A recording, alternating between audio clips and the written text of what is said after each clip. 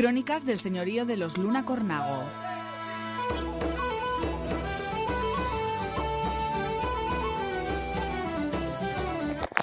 Seguiremos en esta segunda parte hablando del edificio que construyó el marqués de Casatorra en Igea.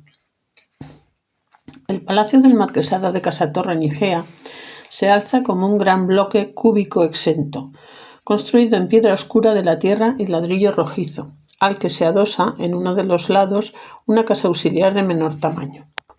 Con una cubierta a 4 aguas sobre el tejado emerge una estructura octogonal que se corresponde con la cubierta de la caja de la escalera, articulada por pilastras y decorada merced a los juegos geométricos de ladrillo. En cada uno de sus lados se abre una ventana con arco de medio punto que permite la iluminación interior al actuar como linterna. Su fachada principal, de marcado acento cuadrangular, presenta 4 niveles separados por platabandas pétreas que recorren todo el perímetro de la construcción. Este frontispicio, en el que se distribuyen rítmicamente 12 vanos de piedra, 3 por cada nivel, está dividido verticalmente en 3 calles, las laterales, construidas en ladrillo y enmarcadas por sillares almohadillados, y la central, íntegramente de piedra. Este último paramento acoge una portada de medio punto almohadillada flanqueada por sendas pilastras cuyos tambores combinan tamaños, así como formas cóncavas y convexas, rectas y curvas. Sobre ella, a plomo, se abren 3 balcones, destacando el correspondiente al piso noble, no solo por el vuelo y el diseño de su quebrado saledizo, sino también por su enmarque con pilastras y remate con placa recortada, pirámides y bolas. Este tipo de decoración se extiende a los 2 balcones que lo flanquean, así como a los que se sitúan en el nivel inmediatamente superior. Más sencillos resultan los 3 que rematan la construcción en su última planta. Sendas ventanas flanquean la portada. En la fachada resultan fundamentales las 2 piedras armeras gemelas de alabastro situadas simétricamente entre los 3 balcones del piso noble. Presentan un aspecto deteriorado debido a la fragilidad del material y de hecho han perdido ya en ambos casos la corona marquesal y parte del enmarque. El campo oval que acoge las armas familiares se remata con un navío.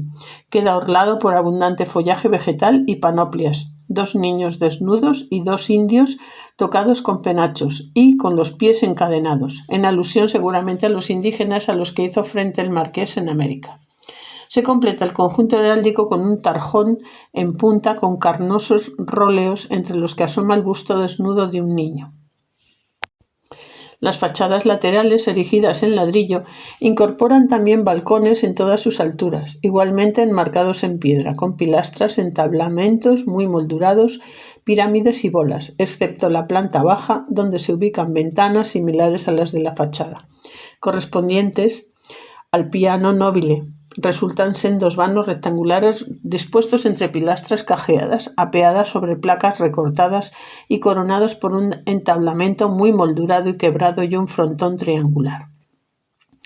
Muy interesante resulta la fachada posterior, donde el desnivel del terreno hacia el río obligó a añadir 2 niveles más al edificio, sobre los 2 inferiores, de carácter cerrado y macizo, erigidos en sillería. Se levantan 4 pisos abiertos íntegramente por medio de 4 arcos de medio punto en cada nivel, apoyados sobre pilares de piedra. A los mencionados arcos se suman otros 2 hacia las fachadas laterales, 1 por cada lado. Solo el último piso ofrece una solución diferente, a plomo con los arcos inferiores. Se abren otros 4 dobles arcos de menor tamaño y suspendidos en el centro sobre un capitel. Se forma así una bella loggia, cuyas cubiertas dejan a la vista la estructura empleada en la construcción de los distintos pisos de la vivienda, formada por vigas de madera dispuestas paralelamente y separadas por bovedillas de yeso.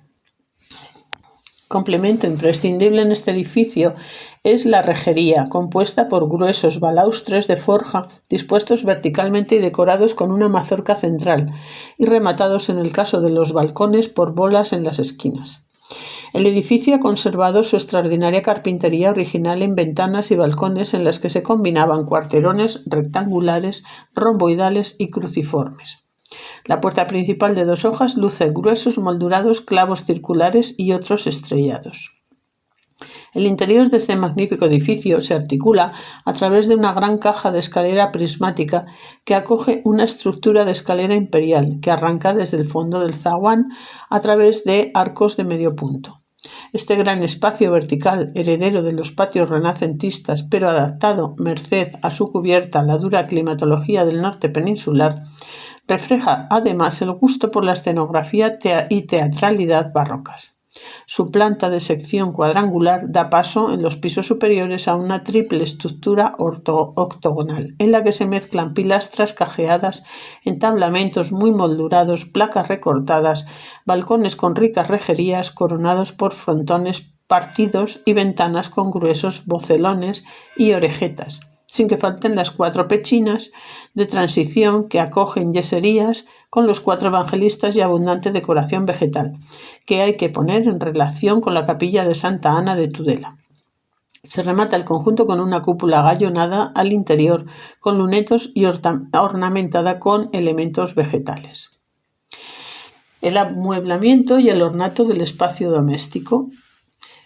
Construido en el palacio, era necesario amueblarlo y alajarlo en consonancia con su esmerada arquitectura y por lo tanto con magnificencia. No obstante, y a pesar de que el consumo suntuario en la colección de objetos reunidos hubiera deseos de exhibición, lujo y ostentación, no podemos perder de vista que la acumulación de determinados objetos formaba parte de la identidad del individuo y respondía a la obligación del estatus social, acorde con su fama y prestigio estamental.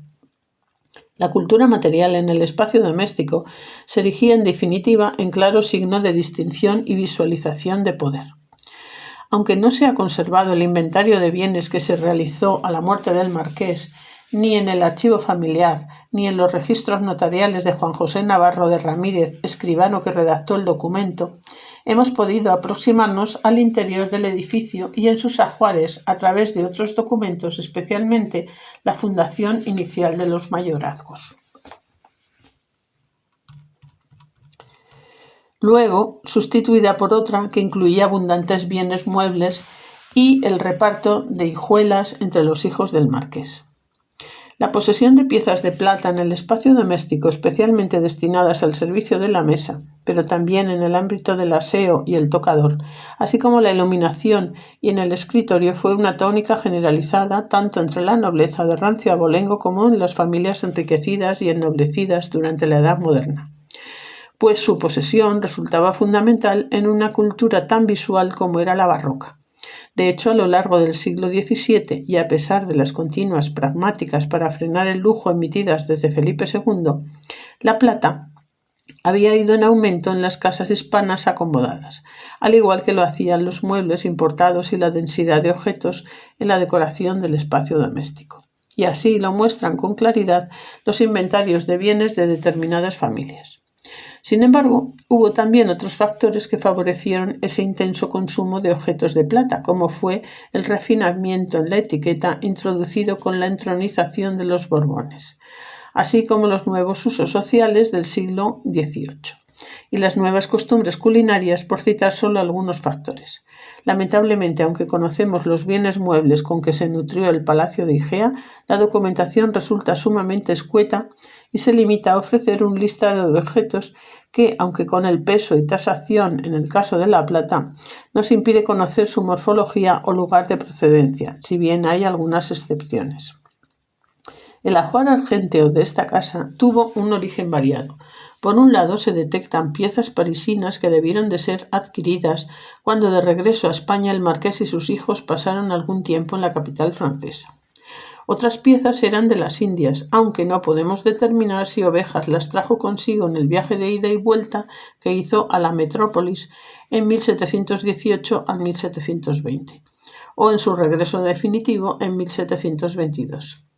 Cabe asimismo la posibilidad de que, estando todavía residiendo en las Indias, remitiera objetos a la familia, práctica muy habitual por otra parte entre los indianos. Había además un tercer grupo que aparece con la denominación de plata nueva, y resulta el más abundante, lo que nos inclina a pensar que estas piezas fueron adquiridas fundamentalmente por el marqués una vez asentado en Igea y procedían de talleres riojanos. En este ámbito, y como probaremos en líneas posteriores, su principal proveedor fue el platero de Logroño Francisco Antonio Villava. De otras piezas, finalmente, no se realiza ninguna indicación sobre su origen. Fue habitual entre la aristocracia lucir las piezas más sobresalientes de su ajuar de plata con un escudo nobiliario. Ovejas no ordenó burilar las armas marquesales en su colección. Sin embargo, sí que grabó un importante conjunto de piezas de plata nueva con la marca de un navío, un elemento que creemos que hay que identificar con el barco que situó en su labra heráldica bajo el timbre y sobre el campo, en alusión seguramente a su periplo americano. Al servicio de mesa en la casa de Ovejas fue sin duda el más ricamente dotado. A buen seguro, como refleja la pintura, muchos de estos objetos, cuando no eran utilizados, quedarían expuestos, sirviendo al mismo tiempo de adorno y de información visual al visitante. Cubiertos, platos, así como fuentes y azafates, resultaron desde luego las tipologías más abundantes en el palacio. Así, entre los cubiertos había nada menos que 80 cucharas y otros tantos tenedores, con un peso por unidad de 3 onzas.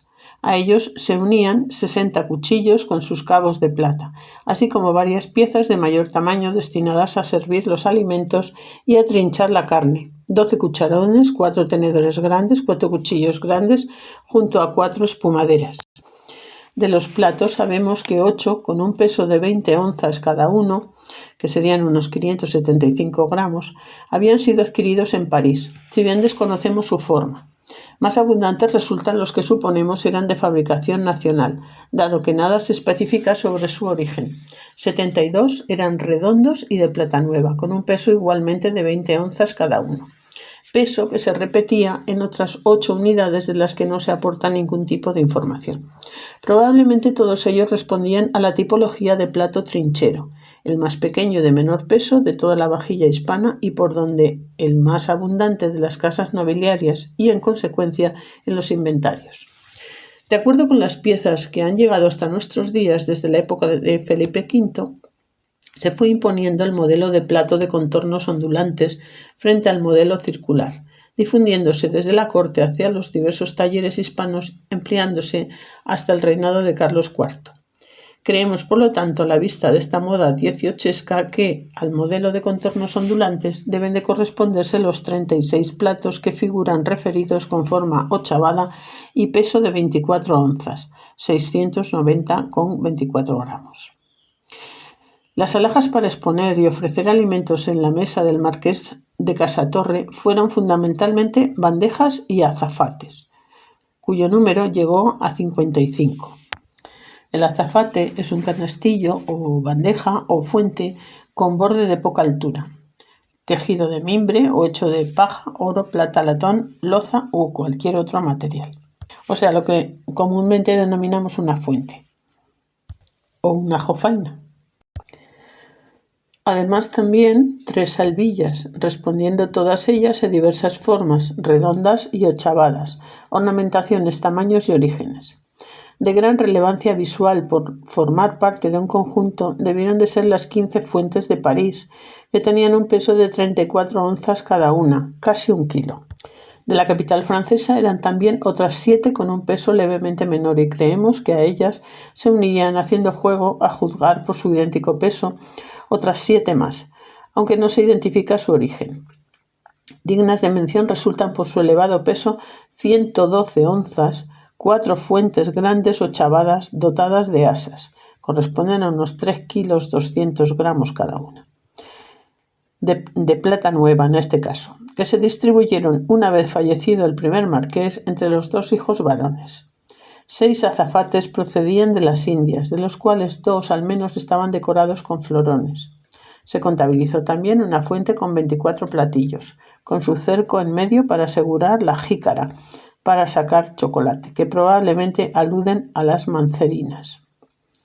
El servicio de mesa se nutría con otros objetos habituales como 2 alcuzas con sendos asientos para aceite y vinagre, 2 azucareros y pimenteros y varios aleros.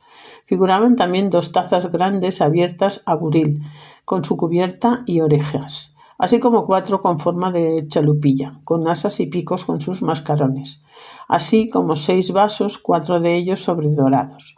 Había además en la casa un taller de plata vieja compuesto por diversas piezas que alcanzó el extraordinario peso de 784 onzas, 22 kilos y medio.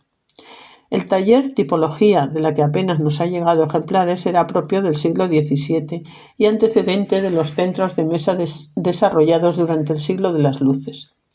De acuerdo con el diccionario de autoridades, era una pieza como una salvilla de plata u oro que se pone en los aparadores de las mesas de los señores, en medio un salero y a los 4 lados 2 vasijas para el aceite y el vinagre y 2 cubillos para la pimienta y el azúcar. Finalmente se contabilizó una estufa para calentar la comida con 3 pies y 3 mascarones, así como otra estufita en el mismo fin. Pero lógicamente no todos los objetos empleados en el servicio de mesa eran de plata, sino que se completaban con otras piezas de estaño, así como 40 jarras, 30 escudillas y más de 60 platillos de la China, en alusión a la porcelana oriental de importación, material con el que también estaban hechos 48 cabos de cuchillo. Había además otros 12 con piedras ágatas. La presencia de objetos orientales fue muy habitual en las casas nobiliarias españolas desde el principio del siglo XVI, merced al desarrollo de las 2 grandes rutas que, bajo patrocinio de las coronas portuguesa y española, recorrían el mundo hasta conectar con las Indias orientales. Aunque inicialmente algunos bienes llegaron vía Lisboa a España, lo más habitual fue que las piezas importadas arribaran a través del galeón de Manila hasta la Nueva España y desde allí hasta Sevilla, primero a Cádiz y después llegaban a Sevilla y a su destino. El lujo de la mesa se prolongaba para el marqués cuando tenía que ausentarse de casa, pues contaba con un taller de camino de plata que se custodiaba con un cajón de nogal forrado por dentro de escarlata, compuesto por 2 platos grandes, una taza grande, un vaso grande, azucarero y pimentero, cuchara, tenedor y una araña con 3 canutillos, pieza que pasó en herencia a su hijo primogénito y segundo marqués. De origen indiano, eran indudablemente 2 vasos cocos, con guarniciones de plata uno y de plata sobredorada el otro. Aunque nada se especifica al respecto, es posible que ambos estuvieran relacionados con una costumbre muy arraigada en Sudamérica, beber mate. De hecho, en la casa riojana había varios objetos ligados a esta infusión, tal como se indica expresamente en la documentación, otros 2 cocos con cercos de plata, un vaso con cerquillo sobredorado, un calentador, varios apartadores y un chupador, seguramente estas últimas piezas en alusión a la bombilla para sorber la bebida, evitando que las hojas molidas llegaran a la boca. El refinamiento dieciochesco propició el aumento de las piezas destinadas al cuidado personal en el ámbito del aseo y el tocador. Para este fin, aunque también susceptibles de usarse en la mesa, eran un jarro de marfil embutido en plata sobredorada que pesaba 98 onzas, 2 palanganas grandes, una bacía con sus aldavillas de 152 onzas valorada en 2.861 reales, 2 jarras, 2 jarros, uno de ellos con sus asas y mascarones, así como un aguamanil compuesto por un platillo como chavado abierto a buril, con su jarra y cubiertas, sus asas, con una madama por remate y un mascarón debajo del pico, cuyo valor ascendió a 1.562 reales y 12 maravedíes. Polivalentes en su uso podían ser también 2 jarritas con sus tapas y asas realizadas en filigrana sobredorada, así como 6 frascos redondos y cuadrados. En este mismo espacio podemos añadir también una frasquera que incluía un espejo y 8 vasos de cristal con sus cubiertas y cadenas de plata. Juan José Ovejas poseyó una cajita con su recado de afeitar, de una bacía con su jarro y 2 pomos grandes para el agua y bola, cuyo peso superó las 100 onzas. Un estuche con navajas de afeitar ofrecía una cerradura de plata. Mucho más limitado resultaba, al referirnos a la plata, el apartado dedicado a la iluminación de la casa, donde se contabilizaron 30 pebeteros de plata virgen, 4 candeleros de pies ochavados con decoración a buril, 2 platillos con sus despabiladeras y 6 arañas de 2 velas con sus apagaderas.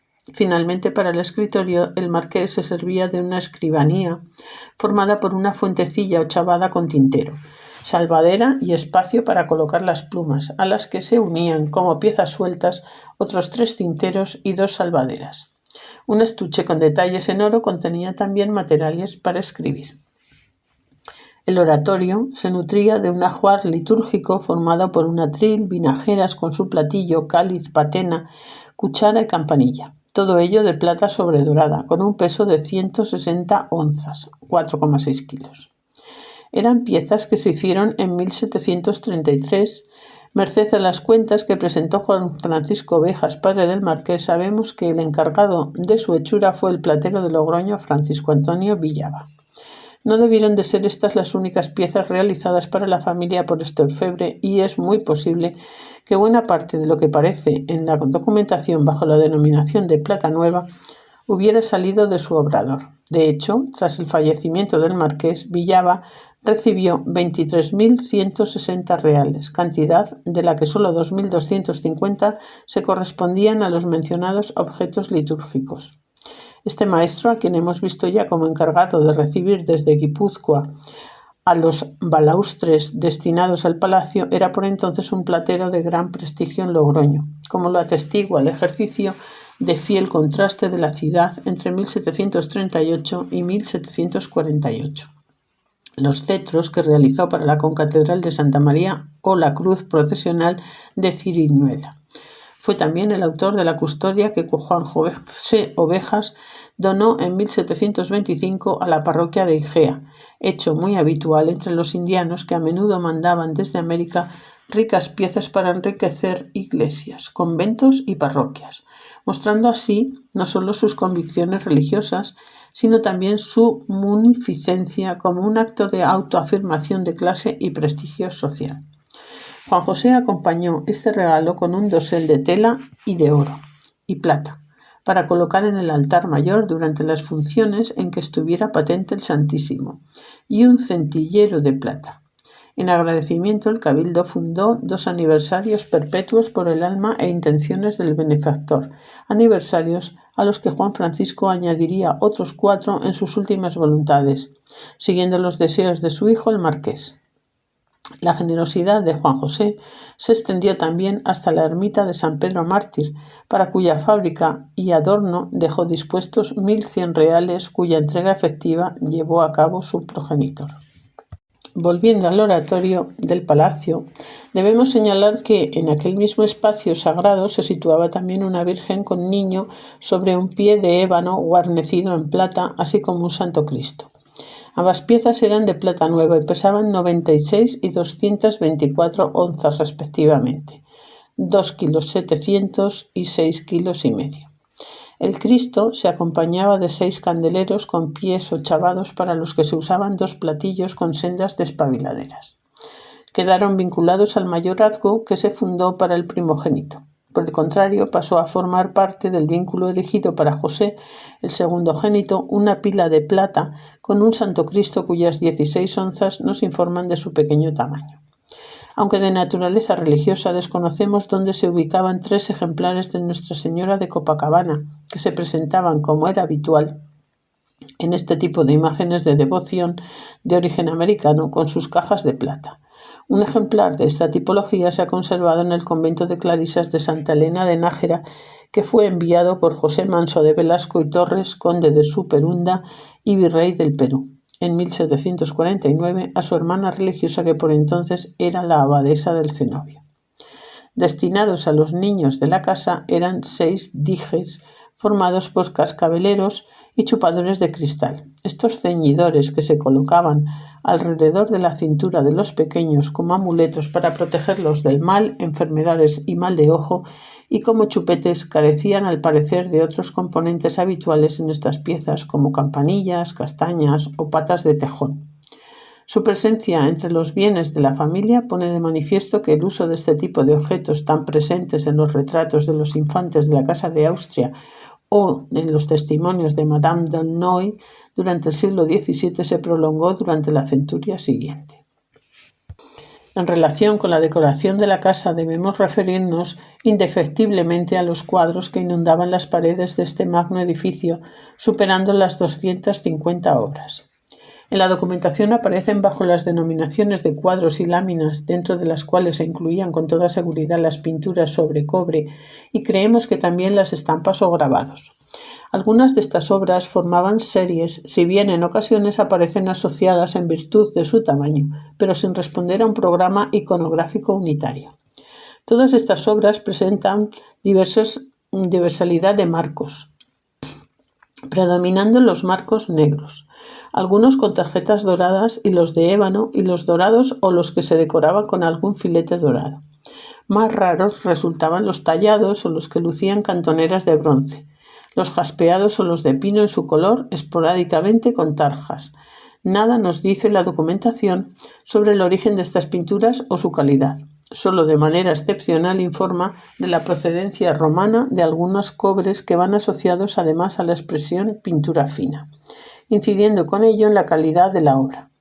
En otras ocasiones se emplean para estas mismas palabras, pero sin vincularlas a un lugar de origen. En el lugar de Igea predominaba absolutamente, como era habitual en el espacio doméstico hispano, la pintura religiosa, destacando por su número los distintos pasajes de la Biblia y Pasión de Cristo, donde destaca una serie de 21 láminas de cobre romanas con la vida de Cristo o una epifanía de la misma procedencia, así como la imagen de la Virgen María, que se presentaba bajo diversas advocaciones, como Inmaculada Concepción, Angustias, Rosario, Pilar, Carmen, Montserrat, Guadalupe o Belén, sin que faltara la Sagrada Familia, la Virgen con el Niño y San Juanito o la Virgen con Santa Ana y San Joaquín.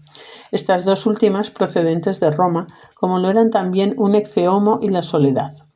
Las devociones particulares de esta familia se plasmaban también a través de las imágenes de diversos santos: San Bartolomé, San Lorenzo, Santo Domingo de Guzmán, San Francisco Javier, San Francisco de Paula, San Francisco, San Sebastián, San Félix, San Cristóbal, Santa Bárbara, la Magdalena, Santa Teresa, Santa Ana, San Antón, San Bernardo, San Juan, San Pedro, San Bautista, sumándose una serie del apostolado, en este caso con marcos y dorados acristalados, o Sor María Jesús de Ágreda. A ellos se unían los evangelistas que con un formato oval estaban hechos de tapiz. No faltaban algunas escenas del Antiguo Testamento, como la serie con la historia de Job, o episodios puntuales como el castillo de la serpiente sobre Israel, David con la cabeza de Goliat, la prudente Abigail o las doncellas recibiendo a David. Aunque en menor medida que la pintura religiosa también resultaba abundante frente a casas sobresalientes de la época, la pintura profana. Dentro de este apartado destacaba la pintura de países, más de 30, donde había varias obras de batallas marinas o pinturas con navíos. A ellas se unían 5 floreros y 10 cuadros de montería. Muy decorativos debían de ser sendos cuadros de niños y frutas, a los que se añadían flores en uno y pájaros en otro. El mundo clásico era evocado a través de episodios históricos como Diógenes y Alejandro Magno y la serie de 6 láminas con la historia de Cleopatra, pero también con escenas mitológicas como el rapto de Helena o la batalla de las Amazonas. Entre las piezas más excepcionales debía de hallarse una lámina de bronce sobre dorada, pintura de la Purísima Concepción de Nuestra Señora con sus relieves y alrededor de filigrana, y toda ella embutida de coral y algunas esmeraldas. Y la imagen es de coral con sus ángeles. A juego con ella iba un Santo Cristo de coral, a la misma moda, que se valoraron en 450 reales. Desconocemos su procedencia, pero es muy posible que haya que pensar en un origen siciliano por el contrabajo del coral. Había también 2 láminas de perspectiva pintadas sobre mármol. Contó esta casa con 18 mapas, si bien no tenemos noticias sobre su ubicación o si estaban enmarcados: Francia, América, Asia, África, el Mar del Sur, Tierra Santa, Flandes, las Islas Británicas, Alemania, Italia, París, así como la genealogía de la Casa de los Reyes de Francia y España figuraban entre ellos. Como fue muy propio de las casas nobiliarias más acomodadas en la España del siglo XVIII, hubo 4 esculturas de Nápoles, 3 niños Jesús y un San Juan Bautista, que carecían de urnas o escaparates. Alojado por un marco dorado de 7 palmos de alto y protegido por un cristal, quedaba un crucificado de bronce de 3 palmos de alto que se tasó en 2.550 reales. El amueblamiento de la casa no parece que fuera especialmente extraordinario ni vanguardista, pues aunque se constata la presencia de objetos propios del siglo de las luces, como muebles charolados o espejos de cuerpo entero, son numerosos los escritorios y cajones que hunden su tradición en los siglos precedentes. En efecto, la casa acogía un escritorio de Holanda con sus pies y numerosas gavetas, decorado con bronces y aldabones dorados, que presentaba 4 espejos en el frente, pieza destacable, puesto que fue tasada en 2.250 reales. De la misma procedencia eran 7 mesas redondas. Se contabilizaron también 2 escritorios de concha guarnecidos de bronce con pie de nogal que alcanzaron 1.100 reales, 2 papeleras con 2 medias puertas de vidrio valoradas cada una en 2.250 reales, así como 9 cajones que reciben en la documentación el nombre de cómodos. Tenían gavetas y embutidos de bronce e incluso uno era totalmente bronceado. De algunos sabemos además que apoyaban en mesas de piedra ágata. Su valor superaba los 1.000 reales. Había un escritorio de charol cuyo origen oriental se pone de manifiesto con expresiones como «con su piedra china» o «que es de la China», que se tasó en 1.500 reales. De origen indiano era otro escritorio que Juan José había remitido desde América antes de su regreso. Si las piezas lacadas o charoladas fueron propias de los gustos dieciochescos, no lo fueron menos los espejos de cuerpo entero, desarrollados en gran medida merced a la producción industrial del vidrio y al interés por la luz y la escenografía. En la casa de Igea había 7 ejemplares, aunque alguno carecía de luna por haberse roto. Creemos que debe de corresponderse con una consola, pieza muy dieciochesca también, el mueble que es descrito como un armamento de fusta para mesa con piedra ágata, todo dorado, en que la piedra estaba rota y remendada. Objeto destacable que acabaría en manos de Micaela era un tocador con su luna decorado con terciopelo carmesí, guarnición de oro y otros adornos que se tasó en 6.000 reales. A todo ello se unieron otros muebles como arcas, bancos, mesas o baúles forrados, pero entre todos los muebles destacaban por su elevadísimo número los destinados al asiento, además de 2 escaños de junquillo, uno encarnado y el otro barnizado de color paja, con perfiles dorados que se acompañaban con varios taburetes. Había un juego con nada menos que 185 sillas de baqueta de Moscovia, con clavazón dorado y pies y brazos de madera de nogal, acompañadas de 92 taburetes. Casi nada. A ellas se unía otro juego de 24 sillas y 12 taburetes con los pies volteados y forrados de terciopelo carmesí. Un tercer conjunto estaba formado por otras 24 sillas y 12 taburetes tapizados con damasco carmesí. De acuerdo con las cuentas de la casa, fueron realizadas por los miembros de la familia González, vecinos de Cervera. Pieza extraordinaria debió de ser una mesa de plata con un peso de 87 libras y media, más de 40 kilos, que fue tasada en 1.400 reales y adjudicada en el reparto de hijuelas a Micaela. Nada se nos dice sobre su morfología, aunque quizás haya que pensar en algún ejemplar derivado del bufete, una tipología que, aunque muy desarrollado en los siglos XVI y XVII, todavía perduraba en la centuria siguiente, como la atestiguan algunos ejemplares conservados en Alemania. Los muebles más escenográficos en el espacio doméstico español fueron durante el barroco las camas, si bien fueron los objetos de mobiliario que sufrieron menos variaciones. Su riqueza radicaba fundamentalmente en las piezas de tela con las que se revestían, piezas en las que en las casas más pudientes del país, como parece que ocurría en esta, se iban cambiando de acuerdo con la estación del año. Los inventarios de bienes prestaron escasa atención al diseño o a la madera con la que estaban hechas. En el Palacio del Marqués destacaba una cama de granadillo con labores bronceadas que se adquirió en Logroño por 1.500 reales. Las demás eran estructuras que quedaban ocultas por la rica decoración textil, y así aparecen mencionadas numerosas colgaduras de camas, como 3 de granilla, 2 de raso liso blanco u otras 3 de raso liso pajizo, compuestas todas ellas por diversas piezas como cenefas, respaldos, cortinas, cielos, cabeceras sobre camas, 2 de la China, etc., que llegan a tasarse en 1.600 reales. Llama la atención dada la importancia que alcanzó la decoración textil en los interiores durante el siglo XVIII, que no se enumeren las cortinas de puertas y ventanas, e igualmente llamativas la gran cantidad de tela, sin contar que se acumulaba en aquella casa, varas y varas de cordallete colorado, damasco carmesí, terciopelo carmesí, seda, galón de seda, rizo negro, tafetán negro, cambray, lienzo de león, lienzo estampado, sin que faltara el lienzo estampado de la China. Seguramente en alusión a telas importadas desde Filipinas y arribadas a España a través del galeón de Manila. Todo ello se completaba con la ropa blanca de la casa, como servilletas, sábanas, almohadas, manteles, etc., bien de fabricación nacional o procedente de Flandes y Holanda. No faltaban albas con encajes finos para el oratorio que se trajeron desde el Rincón de Soto por 675 reales. Aunque su uso comenzó a decaer progresivamente en el 700, todavía hallamos en este palacio tapicerías, elementos imprescindibles en la conformación de la imagen de una casa nobiliaria durante el antiguo régimen, por ser símbolos de prestigio y abolengo, así como elementos de opulencia iconográfica y visual. Colocados sobre las paredes eran objetos resistentes, además de portátiles y estacionales. Estaban destinados a mitigar las inclemencias del frío y favorecer el calor, pero a estas finalidades prácticas se unían otras propagandísticas, pues mostraban la fastuosidad del propietario, así como su riqueza, sus gustos y su mayor o menor refinamiento, especialmente si se trataban de paños importados. Este es el caso del Palacio de Igea, que contaba con 3 tapicerías procedentes de Flandes, de las que desconocemos la iconografía.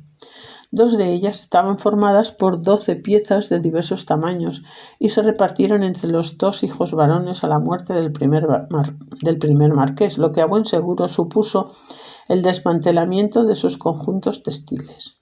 Una estaba compuesta por paños nuevos finos con mucha seda y forrados en lienzo crudo aceitunado, que alcanzó en la tasación un valor de 30.000 reales, mientras la otra sin forrar se estimó en 9.000 reales. La tercera, formada por 6 piezas apaisadas, quedó en manos de Micaela y fue evaluada en 14.250 reales. No podemos dejar de citar por su origen exótico y por su pervivencia en el siglo XVIII, en algunas casas españolas, las piedras bezoares, presentes desde siglos atrás, que nos hablan todavía de la creencia del poder curativo y el protector de estos objetos. Las piedras bezoares son masas de material parcialmente digerido que se forman en el tracto digestivo, principalmente de animales rumiantes, y que pueden causar obstrucciones intestinales. Históricamente se les atribuyen propiedades medicinales como antídotos contra el veneno, pero hoy se sabe que son formaciones digestivas que pueden requerir extracción mediante una endoscopia o cirugía.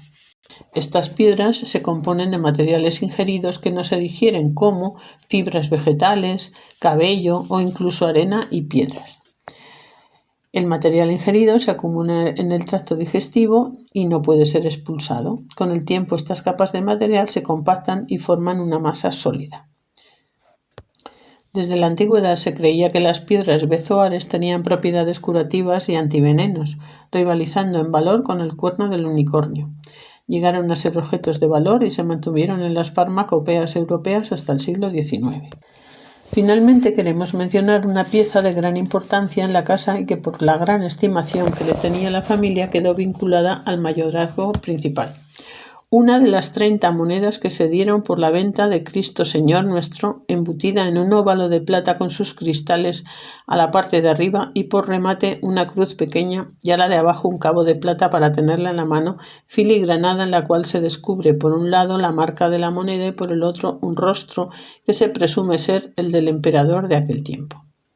Pasados varios siglos desde que se pusiera la primera piedra de este magno edificio, no cabe duda de que con su construcción Juan José de Ovejas logró su objetivo: perpetuar la memoria de su linaje, como lo había hecho tradicionalmente la vieja nobleza del país a través de sus casas y palacios.